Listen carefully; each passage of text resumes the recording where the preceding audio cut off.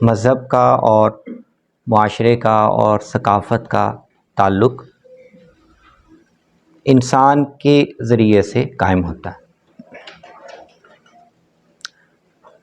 معاشرہ انسانوں کی بنائی ہوئی چیز ہے۔ ثقافت جس کو ہم کہتے ہیں، کلچر ہے، رواج ہیں، انسانی رویے ہیں، رہن سہن کے طریقے ہیں، یہ سارے انسانوں نے بنائے ہوئے، انسانوں کے پیدا کردہ ہے۔ تو مذہب کا تعلق معاشرے سے یا مذہب کا تعلق ثقافت سے انسان کے ذریعے سے قائم ہوتا ہے۔ تو اس لیے پہلے اگر ہم یہ سمجھ لیں کہ مذہب کا انسان کے ساتھ کیا تعلق ہے، انسان کے لیے مذہب کی معنویت یا اس کی اہمیت کس حوالے سے ہے، تو پھر ہمیں خود بخود یا آسانی سے یہ بھی ہم سمجھ سکتے ہیں کہ مذہب جو ہے وہ انسانی معاشرے میں اور انسانی ثقافت میں کیسے اس کی ریفلیکشن ہوگی۔ تو انسان کو اگر ہم ڈیفائن کریں اس مفہوم میں کہ باقی جانداروں سے وہ کیا چیزیں ہیں جو انسان کو الگ کرتی ہیں، تو وہ بہت سی چیزیں ہو سکتی ہیں،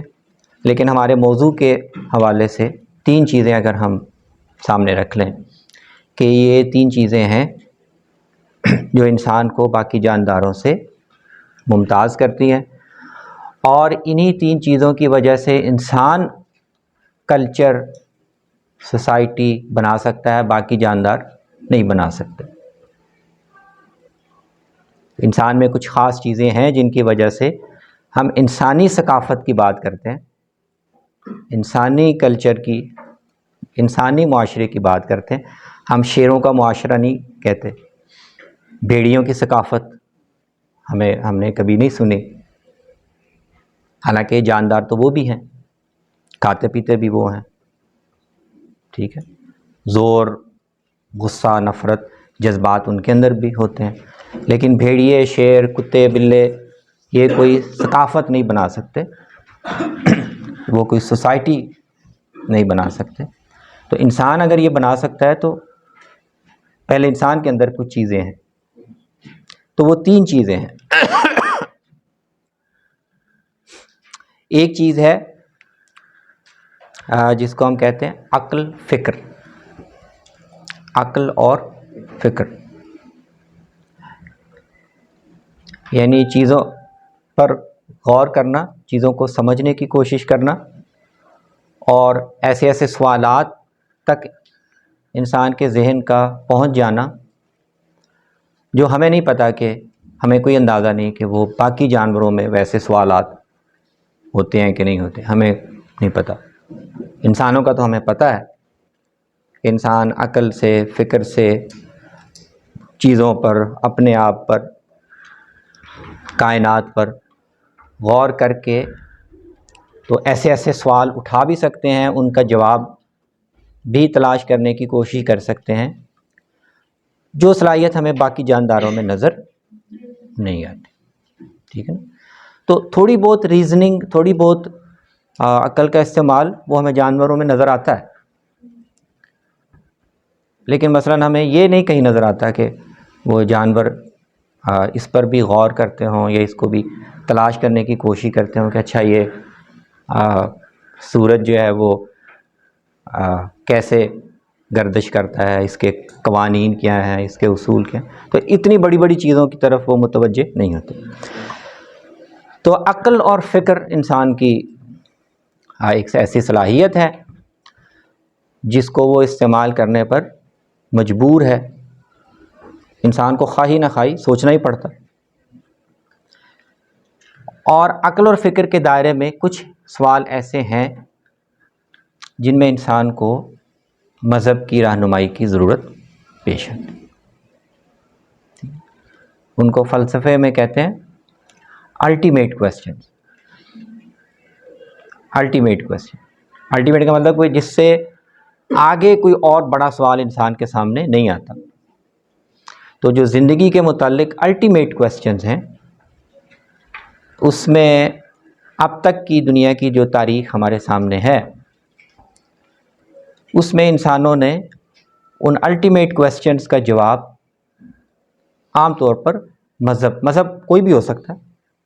ہم یہاں کسی ابھی فی الحال ایک خاص مذہب کی بات نہیں کر رہے، مذہب کوئی بھی ہو سکتا ہے، لیکن الٹیمیٹ کویسچنز کا جواب انسان مذہب سے لیتا رہا۔ تو مثال کے طور پر، کیا یہ کائنات، اس کا وجود کیوں ہے، کس وجہ سے ہے، کیسے ہوا ہے؟ کیا یہ کائنات خود اپنے آپ کو ایکسپلین کر دیتی ہے، یا ہمیں اس کے پیچھے کچھ اور اسباب یا اور قوتیں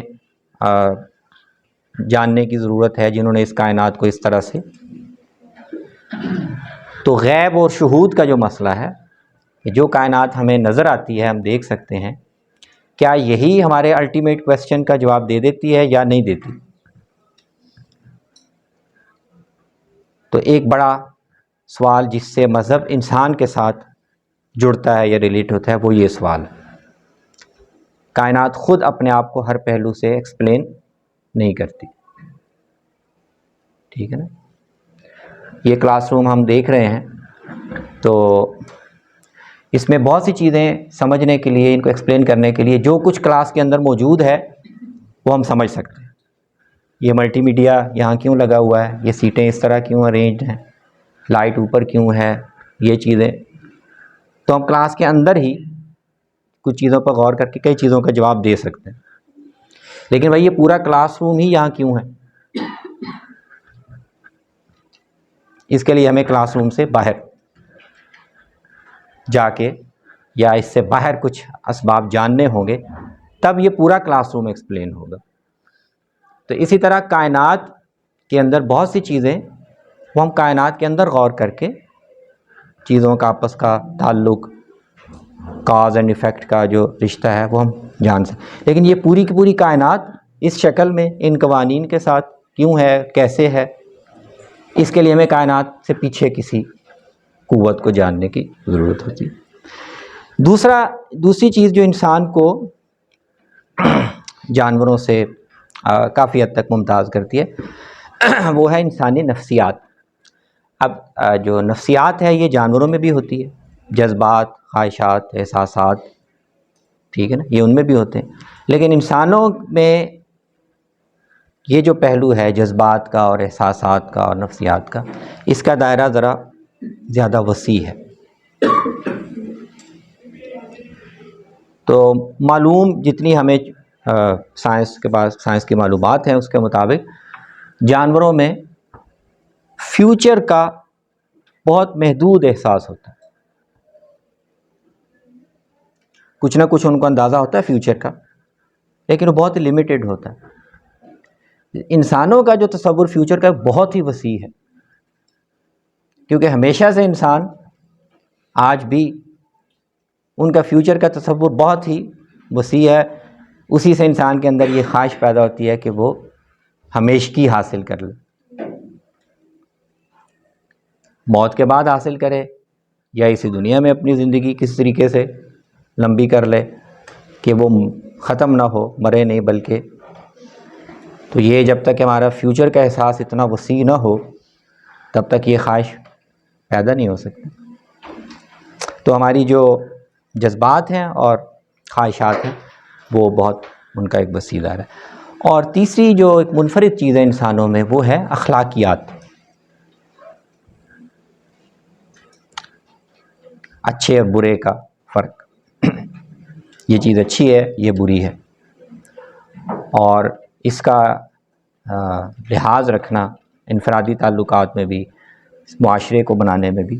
تو یہ تین چیزیں ہیں جو انسان کو ایک تمام جانداروں میں ایک منفرد مقام دیتی ہیں۔ ہمارے سامنے کچھ ایسے عقلی فکری سوالات ہیں جن کا جواب ہمیں یا انسان مذہب سے لیتے رہے ہیں، ہمارے ایسے کچھ جذبات ہیں، خواہشات ہیں جن کے لیے مذہب سے ہم رہنمائی لیتے ہیں، مذہب ہمیں بتاتا ہے کہ اچھا ہمارا فیوچر، مستقبل کیا ہوگا، اور ہمارے اندر ایک حادثہ اخلاقی ہے، اخلاقیات کا احساس ہے، تو یہ ہمارے اندر کہاں سے آیا؟ تو اور بھی جواب ہے، لیکن انسانی تاریخ میں عام طور پر انسان اس کا جواب مذہب سے لیتے رہے ہیں کہ انسان کو بنانے کا اور ایک خاص مقصد ہے، پہلو ہے، اس پر ذمہ داری ڈالی گئی ہے، جو جہاں سے ذمہ داری آئی ہے وہیں سے یہ اچھے برے کا احساس بھی ہم تک پہنچا ہے، اور ہم اگر اس کی پابندی کریں گے تو ہمارا فیوچر اچھا ہوگا، ورنہ برا ہو جائے۔ اب اگر ہم نے انسان کا رشتہ سمجھ لیا مذہب سے، تو باقی کا سوال آپ خود حل کر سکتے۔ جو انسان اپنے کائنات کے وجود کی اور اپنی امیدوں اور خواہشات کی اور اپنے اخلاقی احساسات کے لیے مذہب سے رہنمائی لے گا، تو جو ثقافت وہ بنائے گا، جو معاشرہ وہ بنائے گا، اس میں خود بخود ان سب چیزوں کی ریفلیکشن ہوگی۔ تو جو ایک مذہبی معاشرہ ہوگا، جو جس مذہب کو بھی اس نے اختیار کیا ہے، تو ہمیں اس کے رسوم اور رواج میں، رہن سہن کے طریقوں میں، لباس کے انداز میں، خوشی غمی کے طریقوں میں، ٹھیک ہے، پیسے خرچ کہاں کرنے ہیں کہاں نہیں کرنے ہیں، اس پہ روحانی، انسان کو روحانی تسکین دینے کے طریقے، ادارے کون سے ہو سکتے ہیں کون سے نہیں۔ تو ہمیں انسان کے ثقافت میں بھی، کیونکہ انسان جو کچھ بھی بناتا ہے یا تیار کرتا ہے اس میں انسان ہی کی شخصیت جھلکتی ہے۔ ثقافت، معاشرہ، ریاست کچھ بھی نہیں ہے مگر یہ کہ انسان کے اندر جو کچھ ہے، جو جذبے ہیں، جو ضروریات ہیں، جو خواہشات ہیں، انہی کو انسان اپنے باہر تشکیل دیتا ہے۔ تو معاشرہ اور ثقافت ہمارے رویے، ہمارے اخلاقیات کے حدود کیا ہیں، کیا چیزیں اچھی ہوں گی، کیا بری ہوں گی، ہماری جمالیات، جن چیزوں سے ہم اپنے حصے جمال کو تسکین دیتے ہیں، ٹھیک ہے، یہ سب چیزیں ان میں مذہب کی ریفلیکشن ہوگی۔ اس کے ساتھ ایک اور چیز پھر مذہب جو پیدا کرتا ہے وہ اجتماعی شناخت ہے، گروہی شناخت۔ تو دنیا میں انسانوں کی شناخت کی مختلف سطحیں ہوتی ہیں، انفرادی شناخت بھی ہوتی ہے، میری انفرادی ایک شناخت ہے جس کی وجہ سے میں آپ سے الگ ہوں، لیکن اس کے ساتھ ساتھ ہماری گروہی شناختیں بھی ہوتی ہیں، ہم فلاں برادری کے ہیں، فلاں شہر کے ہیں، فلاں ملک کے ہیں۔ تو شناخت کے مختلف حوالے ہوتے ہیں، جن میں سے ایک بڑا حوالہ، جب بہت زیادہ لوگ دنیا میں بڑی تعداد میں کسی ایک خاص مذہب سے متاثر ہوں تو وہ پھر مذہب ان کی گروہی شناخت کا بھی ایک حصہ بن جائے۔